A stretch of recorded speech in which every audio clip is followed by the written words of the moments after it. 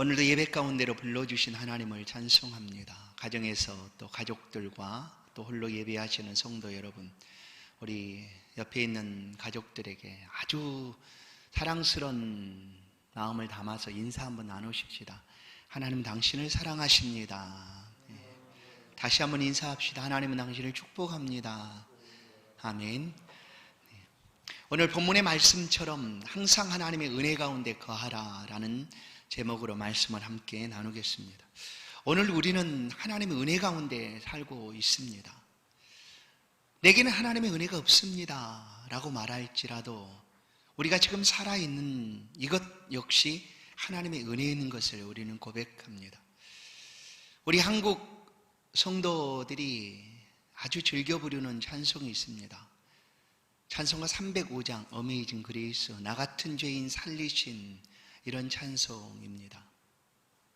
이 찬송은 영국 성공회 목사인 존 뉴턴의 작시입니다.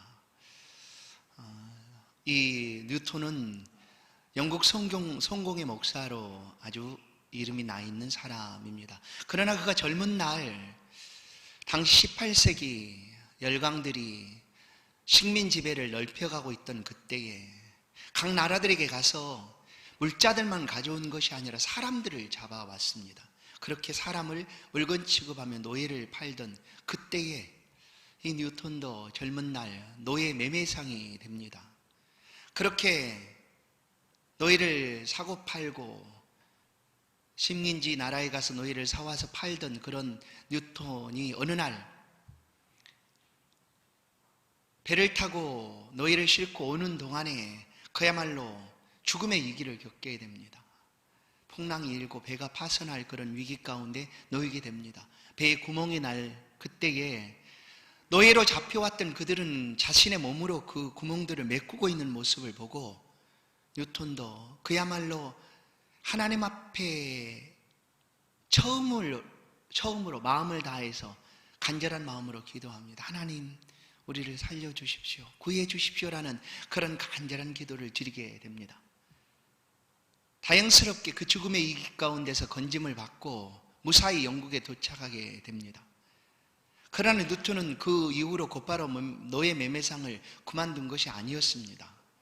그러나 그 경험이 있고 난 후 영국 의회에 가서 노예 처우에 대한 이야기들도 하고 노예 폐지의 앞장을 서게 됩니다. 그렇게 시간이 지나서 6년 후에 그는 노예 매매상을 멈추고 영국 성공회 신학교에 가서 안수를 받고 목사가 됩니다. 그리고 그 이후에 목사가 된 이후에 지난날 하나님께서 그와 함께 하셨던 그 놀라운 은혜들을 경험하고 그 경험을 바탕으로 이 찬송가를 쓰게 된 것이죠. 1절을 보시면 나 같은 죄인 살리신 주 은혜 놀라와 잃었던 생명 찾았고 광명을 얻었네. 이것이 그의 고백이었습니다. 그의 삶에 함께 하셨던 하나님에 대한 은혜로운 고백이었습니다. 오늘 우리도 이런 하나님의 은혜 가운데 살아가고 있습니다. 지금껏 하나님이 우리 가운데 베풀어 주신 그 은혜들을 지금 이때에 다시 한번 기억하고 그 은혜 가운데 거할 수 있기를 주의 이름으로 축원합니다. 오늘 사도행전 13장은 16절부터 41절까지가 바울 사도의 설교입니다.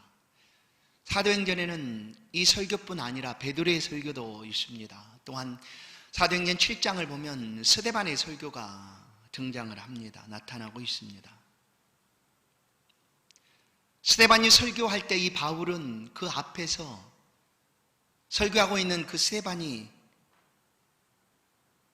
돌에 맞아 죽어가는 것을 옳다라고 찬성을 하였던 사람이었습니다. 그런데 오늘 13장의 이 설교 내용을 보면 스데반이 했던 설교와 다르지가 않습니다. 거의 똑같은 설교를 바울은 하고 있는 것입니다. 그 앞에서 스데반을 돌로 쳐서 죽여도 마땅하다라고 여겼던 이 바울이 오늘 비시디 안디옥에 내려가서 유대인들 앞에 회당에서 이 설교를 하고 있는 것입니다. 이 설교의 핵심은 하나님의 구원하심입니다.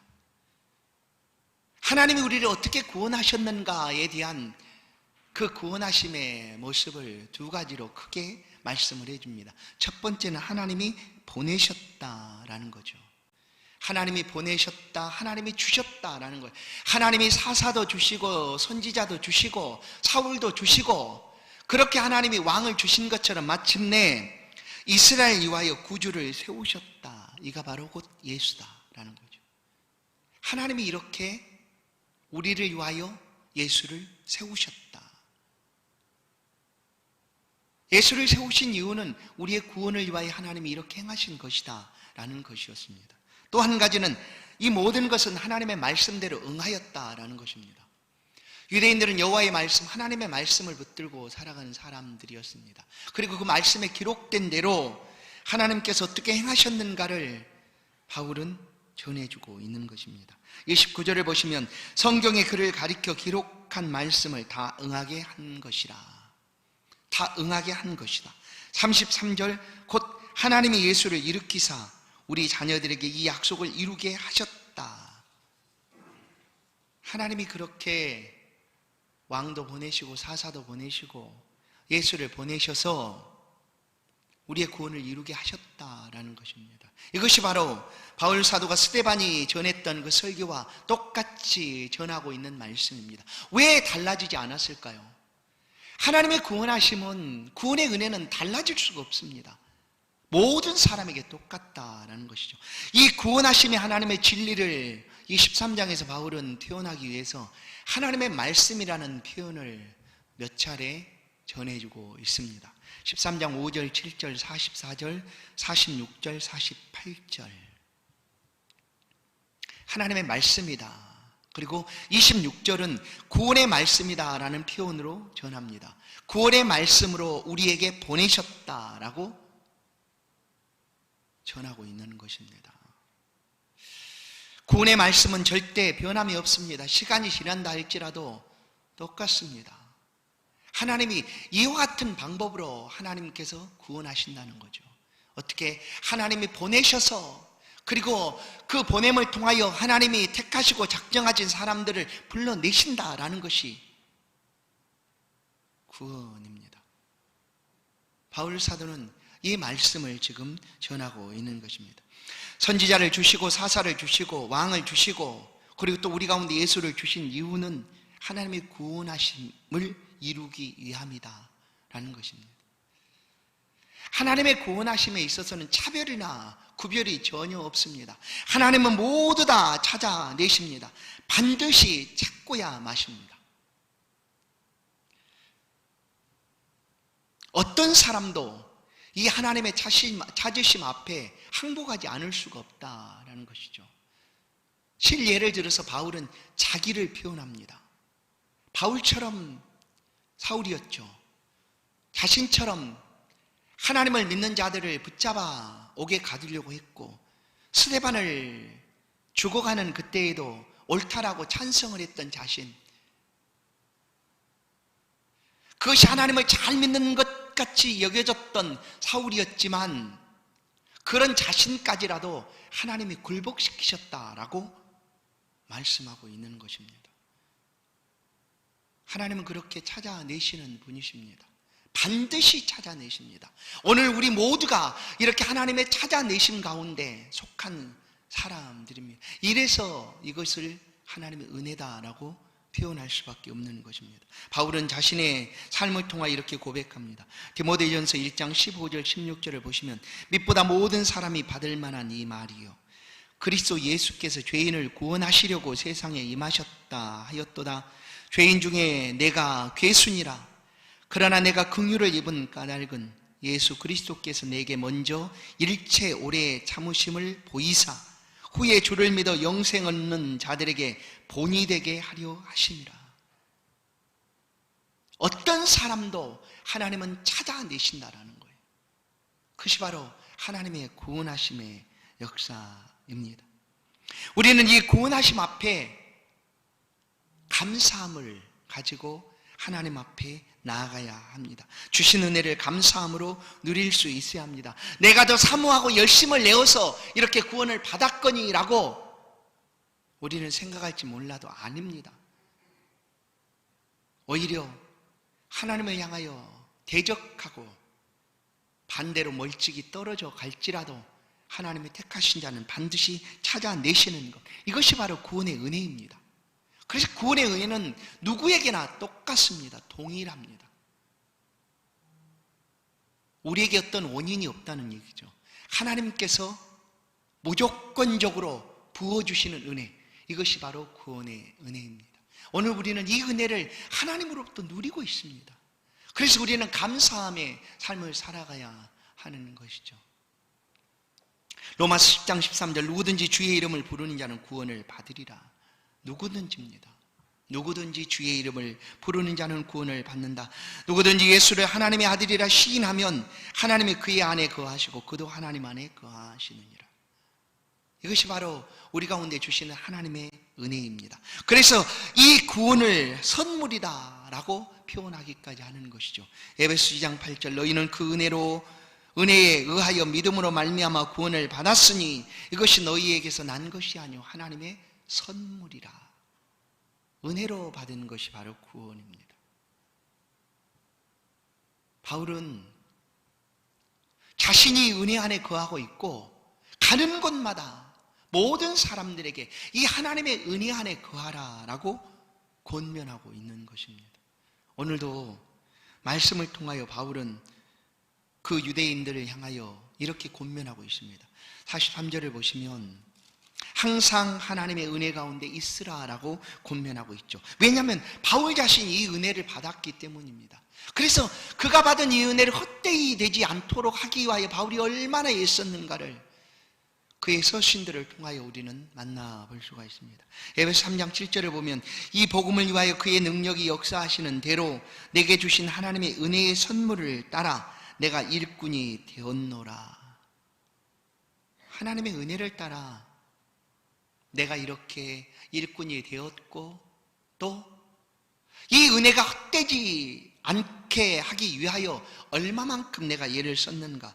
그 은혜가 헛되지 아니하여 내가 모든 사도보다 더 많이 수고하였으나 내가 한 것이 아니 오직 하나님 나와 함께 하신 하나님의 은혜로다. 이 은혜가 헛되지 않도록 하기 위하여 바울은 예를 썼습니다. 자지 못하고 수많은 위험들을 만났지만 참고 견디고 그 모든 삶을 족한 줄로 여기고 감사하며 살아간 이유가 무엇인가 하면 하나님의 은혜 때문이다 라고 얘기합니다. 내게 임한 하나님의 은혜가 헛되지 않도록 하기 위하여 내가 더 많이 수고하고 애썼노라. 그런데 그 수고하고 애쓴 것조차도 이것이 하나님의 은혜입니다라고 바울은 고백합니다. 나의 나 된 것은 하나님의 은혜로 된 것이니. 그의 삶에서 은혜를 빼놓을 수가 없습니다. 그래서 그가 기록한 13권의 신약 성경, 물론 성령이 저자가 되셔서 바울을 통하여 기록하게 하신 거지만 바울 사도가 기록한 신약 성경 13권은 모두 다 이렇게 시작을 합니다. 받는 사람들을 향한 하나님의 은혜를 권합니다. 하나님 우리 아버지 주 예수 그리스도로부터 은혜와 평강이 너희에게 있기를 원하노라. 은혜와 평강이 있기를 원하노라. 그리고 마지막 맺는 말에서는 항상 이렇게 표현을 합니다. 갈라디 6장 18절도 형제들아 우리 주 예수 그리스도의 은혜가 너희의 심령에 있을지어다. 오늘 43절 항상 하나님의 은혜 가운데 거하라 권면하듯 그가 모든 성도들을 향하여 주고 있는 이 권면은 바로 이것입니다. 항상 하나님의 은혜 가운데 거하라 라는 것이었습니다. 성도 여러분, 오늘 우리는 이 은혜를 가지고 있습니다. 아니, 이 은혜 안에 살고 있습니다. 이 은혜를 누리시기를 주의 이름으로 축원합니다. 바울이 권면하는 것뿐만 아니라 하나님께서도 우리가 이 은혜 안에 거하고 이 은혜 안에 살아가기를 지금도 기뻐하시고 간구하고 계십니다. 민수기 6장 22절 27절 말씀입니다. 민수기 6장 22절 27절 말씀, 우리 한 목소리를 한번 화면에도 나오고 있습니다. 같이 한번 합독하도록 하겠습니다. 같이 읽습니다. 시작. 여호와께서 모세에게 말씀하여 이르시되 아론과 그의 아들들에게 말하여 이르기를 너희는 이스라엘 자손을 위하여 이렇게 축복하여 이르되 여호와는 내게 복을 주시고 너를 지키시기를 원하며 여호와는 그의 얼굴을 내게 비추사 은혜 베푸시기를 원하며 여호와는 그 얼굴을 내게로 향하여 드사 평강 주시기를 원하노라 할지니라 하라. 그들은 이같이 내 이름으로 이스라엘 자손에게 축복할지니 내가 그들에게 복을 주리라. 아멘. 하나님 지금도 은혜 베푸시기를 원하십니다. 우리가 그 은혜 가운데 살아가기를 원하고 계신다는 것이죠. 하나님의 은혜는 우리 가운데 어떻게 다가오고 있습니까? 지금도 끊임없이 이 은혜가 이렇게 임하고 있습니다. 시편 121편은 졸지도 아니하시고 주무시지도 아니하시며 우리를 지키시고 보호하신다. 우리의 몸만 아니라 우리 영혼까지도 하나님이 지켜주신다라고 말씀합니다. 시편 17편은 나를 눈동자같이 지키시고 주의 날개 그늘 아래 감추사 눈동자처럼 지켜주신다고 얘기합니다. 그리고 위협 가운데 암탉이 그 병아리를 모음처럼 날개 그늘 아래 우리를 감추어 주신다. 다윗의 삶을 하나님이 은혜로 붙잡아 주셨는데 그에게는 생명싸개 속에 하나님이 다윗을 보호해 주셨습니다.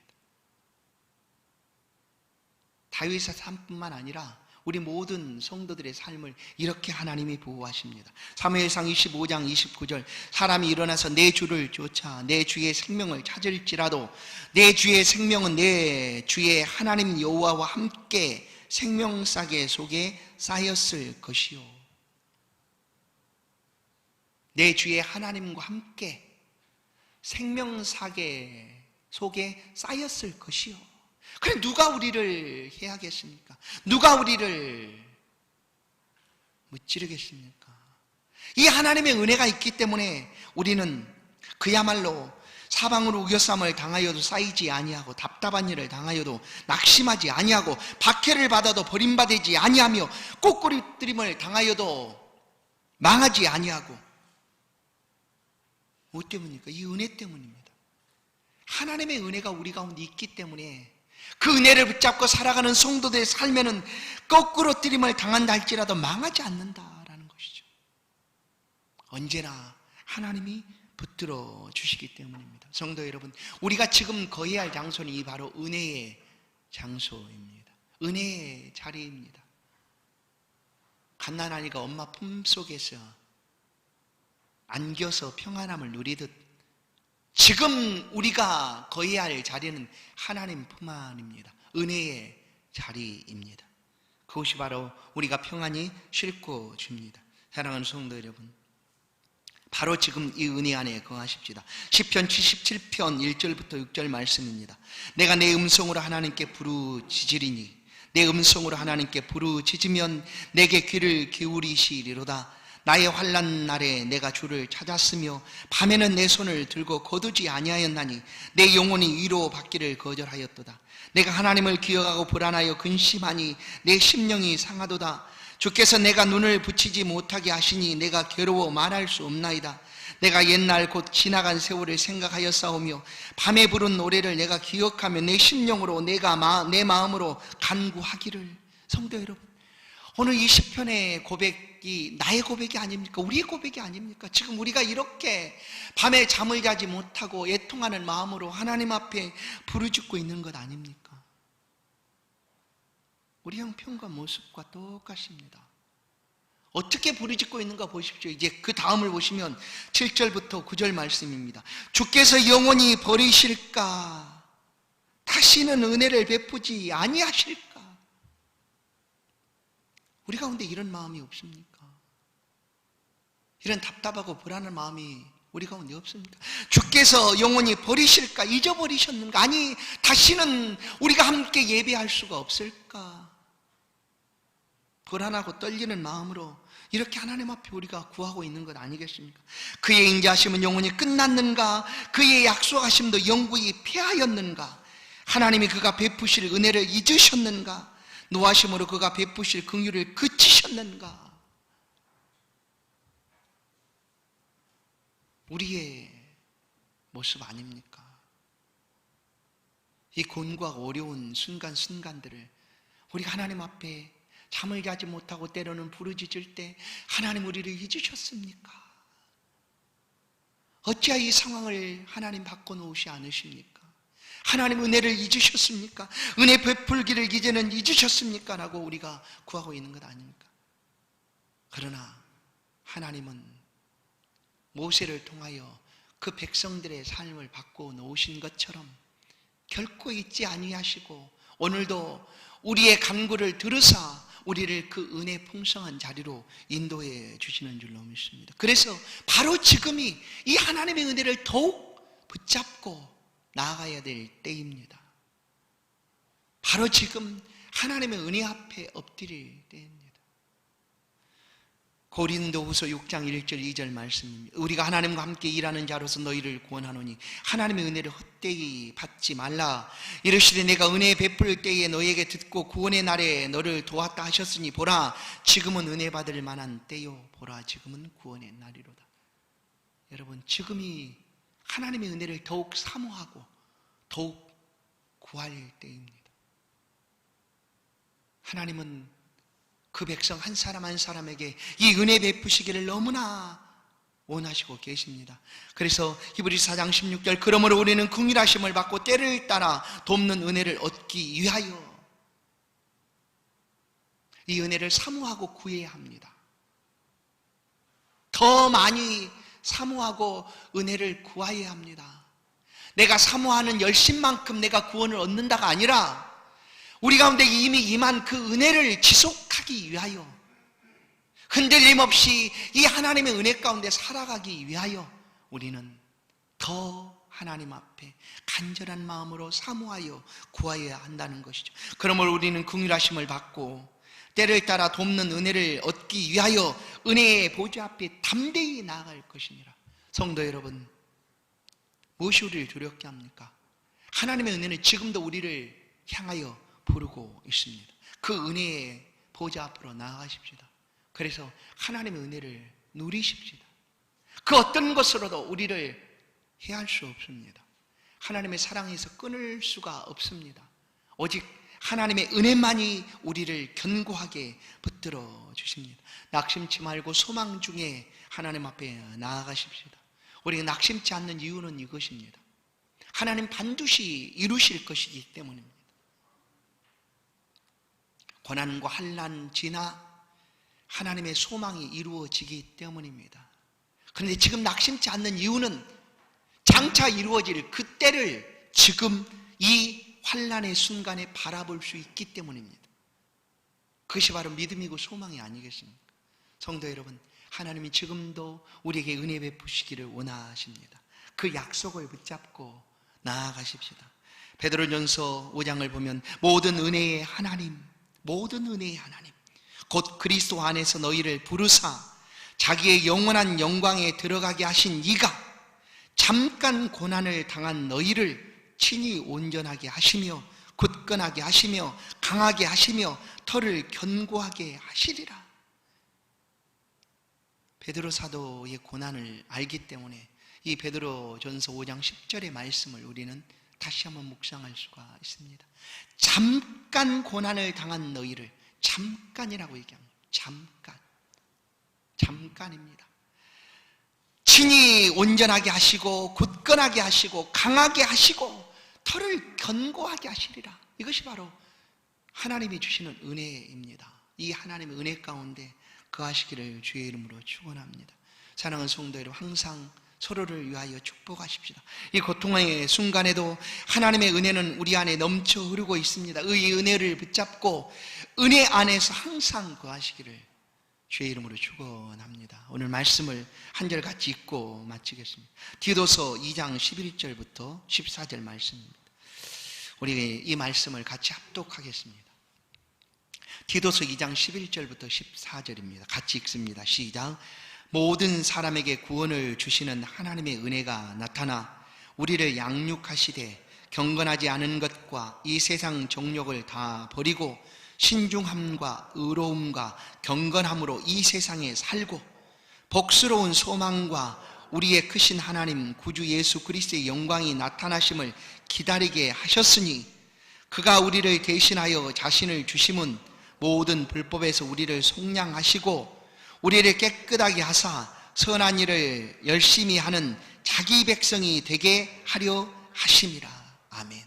성도 여러분, 이 말씀을 한 주간 동안 묵상하시고 변함없이 베풀어 주시는 그 하나님의 은혜 가운데 항상 거하실 수 있기를 주의 이름으로 축원드립니다. 기도하십시다. 하나님 감사합니다.